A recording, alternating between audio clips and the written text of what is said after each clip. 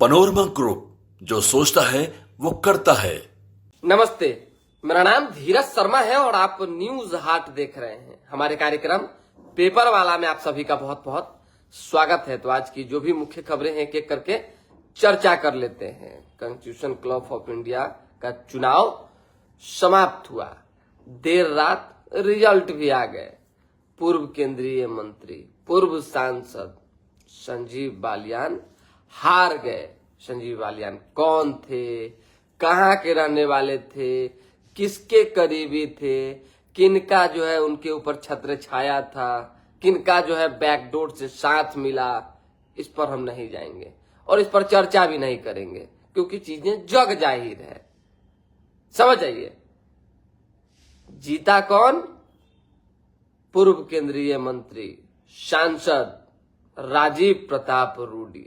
स्वाभाविक सी बात है, लंबे अरसे से राजीव प्रताप रूडी जीतते रहे हैं और वो बताते रहे हैं कि हमारी मजबूती है, रहेगी। यानी डायलॉग आप सुने थे कि दबदबा था, दबदबा है और दबदबा रहेगा। और सच्चाई भी है कि दबदबा बरकरार भी दिखा।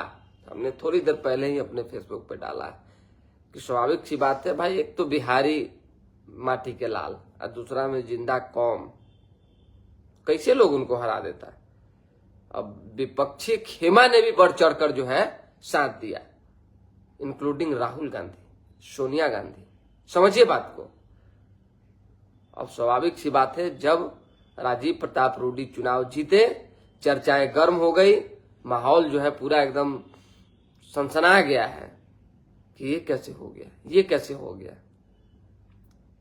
इतने बड़े हस्ती का किसी कैंडिडेट के ऊपर हाथ था सर पे, वो कैंडिडेट हार गया, राजीव प्रताप रूडी जीत गए।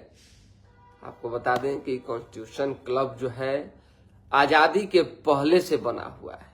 समझिए बात को। उसके बाद से धीरे धीरे करके जो है समय दर समय जो है उसमें संशोधन हुआ है, चीजें जो है बेहतर की गई है। ऐसे में वो एक ऐसा संवैधानिक संगठन कह लीजिए, संस्थान कह लीजिए, चाहे जो कह लीजिए, है जिसमें तमाम जो सांसद होते हैं, पूर्व के, वर्तमान के, चाहे हर तरह की जो व्यवस्था देखने, संसद से जुड़े हुए जो सदस्य होते हैं, उनके मेजबानी के लिए कमेटी बनाई गई थी कि भाई मिल बैठ के बातचीत कीजिए, सामाजिक सौहार्द को बनाए रखना है। हर तरह की व्यवस्था में ये संगठन, ये जो कमेटी है, साथ देती है। खैर, ये तमाम चीजें हो गई, राजीव प्रताप रूडी जीत गए। इसके लिए उन्हें लोग जो है बधाई पर बधाई दे रहे हैं। दूसरी खबर जान लीजिए, तेजस्वी यादव, अभी बीते दिन 2 दिन पहले जो है कई नेताओं की सुरक्षा बढ़ाई गई थी, जिसमें तेजस्वी यादव, सम्राट चौधरी, नीरज कुमार समेत कई नेता का नाम शामिल था। ज्ञानेंद्र सिंह ज्ञानू भी हैं, पप्पू यादव भी हैं। सवाल यहाँ ये है कि जिसके ऊपर थ्रेट था, हम बात नेता प्रतिपक्ष तेजस्वी यादव की कर रहे हैं। हम नहीं जानते, हम कोनो जांच पड़ताल नहीं किए कि थ्रेट बता देंगे। जिस तरह से तेजस्वी यादव ने कहा, राबड़ी देवी ने कहा, आरजेडी के महागठबंधन के कई नेताओं ने कहा कि भाई तेजस्वी यादव के काफिले में कोई अननोन गाड़ी कुछ जा रहा है, कभी हमले की साजिश हो रही है, कभी कुछ कभी कुछ। ऐसे में तेजस्वी यादव को जेड सुरक्षा और सम्राट चौधरी को जेड+ क्यों, इसके पीछे क्या रीजन है? तो रीजन तलाशना ना होगा जी। जो चर्चाएं चली है उसको आपको बताना ना होगा, निकालना ना होगा। सम्राट चौधरी देखते ही देखते बिहार की राजनीति में इतने बड़े हस्ती हो गए, इतने बड़े नेता हो गए कि जिस फैक्ट्री से, राजनीतिक फैक्ट्री से, जिस दल से सम्राट चौधरी निकले थे, उस दल के अभिकर्ता धर्ता कहिए, मुखिया कहिए, नेता प्रतिपक्ष कहिए, उनको सुरक्षा कम मिल रहा है, जो बिहार की सबसे बड़ी पार्टी है अभी। और जो सम्राट चौधरी हैं, उनकी सुरक्षा बढ़ा दी गई। इसके पीछे जो है एजेंसियों ने जांच किया होगा। कारण तो यही हो सकता है कि भाई सुरक्षा खतरा है, कुछ तरह की चीजें हैं। 2 कारणों से सरकार, एजेंसियां सुरक्षा बढ़ाती है।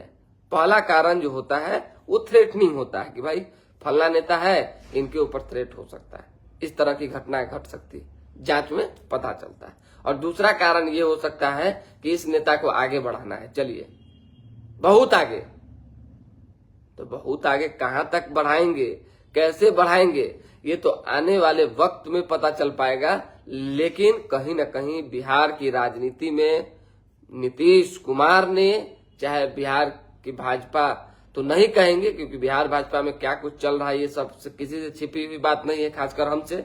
कौन किससे नाराज है, कौन किसके लॉबी में है, कौन किसके ग्रुप का जो है अपना सदस्य बना हुआ है, नेता बना हुआ है, मसीहा बना हुआ है, इस पर चर्चा नहीं करेंगे। ऊपरी नेतृत्व की बात करेंगे। तो सम्राट चौधरी पर मेहरबान है, सम्राट चौधरी पर जो है कहीं ना कहीं एक अलग तरह का भरोसा जताने की कोशिश चल रही है। अब देखना ये होगा कि क्या मौका आने वाले दिनों में एनडीए जो है सम्राट चौधरी को देने जा रही है, क्योंकि सुरक्षा एक बड़ा मैसेज पूरे बिहार प्रदेश और देश में गया है।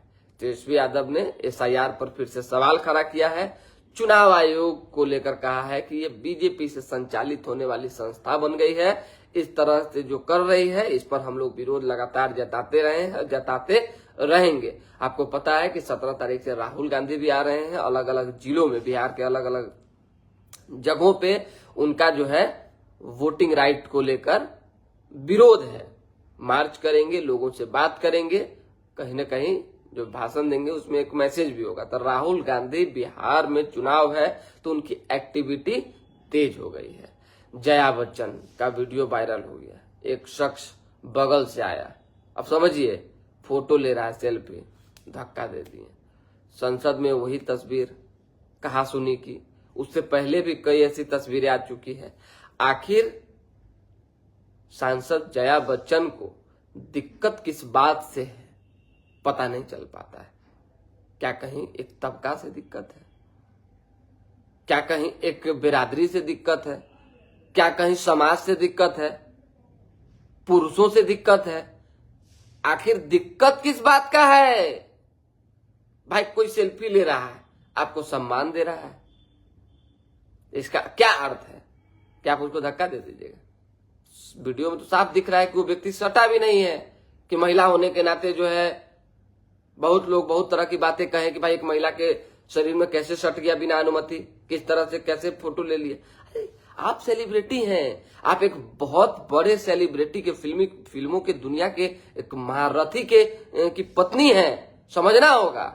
और लोग अगर सेल्फी ले रहे हैं तो इस तरह से अनादर करना उचित नहीं है, ये नहीं होना चाहिए, ये दुर्भाग्य है। अब आ जाइए बिहार की राजनीति में जो गतिविधियां चल रही हैं, बहुत चर्चाएं चल रही है। चिराग पासवान को लेकर जो है कई तरह की अटकलें लगाई जा रही थी कि चिराग पासवान करेंगे तो करेंगे क्या। अब चिराग पासवान शांत हो गए हैं, बिल्कुल एक शब्द नहीं बोल रहे हैं, न आपराधिक घटना पर और न बाकी किसी चीजों पर। स्वाभाविक सी बात है, ऐसी आपराधिक घटनाएं अभी बिहार में देखने को मिल नहीं रही है, लेकिन चिराग पासवान ने मन बना लिया है कि अब जो है एनडीए के साथ रहना है और नीतीश कुमार के नेतृत्व में चुनाव लड़ते हुए आगे बढ़ना है। भाई पानी में रह के अब मगरमच्छ से बैर करना उचित नहीं है। 2020 नहीं ना है जी, 2020 का एक वक्त था, रामविलास पासवान जी का निधन हुआ था, पार्टी टूटी थी, लोगों को भरोसा था कि चिराग पासवान उभरते हुए नेता है, इनको आगे बढ़ाना है, बढ़ चढ़ के लोगों ने साथ दिया था। जब आप उभर गए, सितारे बन गए हैं, हर तरह से बेहतर काम कर रहे हैं, फिर कहा एकला चलो की राजनीति और बाकी प्रेशर पॉलिटिक्स जैसी चीजें करनी, फिर तो कहीं ना कहीं लॉस ना होगा दलों में, अगर किसी तरह की कोई कंफ्यूजन क्रिएट होती है तो। इसलिए चिराग पासवान अब इधर उधर की बातों में नहीं रहेंगे, एनडीए के साथ रहने का उन्होंने मन बना लिया है। और जो खबरें हैं 1 मिनट में आपको बता देते हैं। देखिए क्या कुछ कह रहे हैं भाई साहब। सुप्रभात कमलेश जी, कैसे हैं कमलेश जी?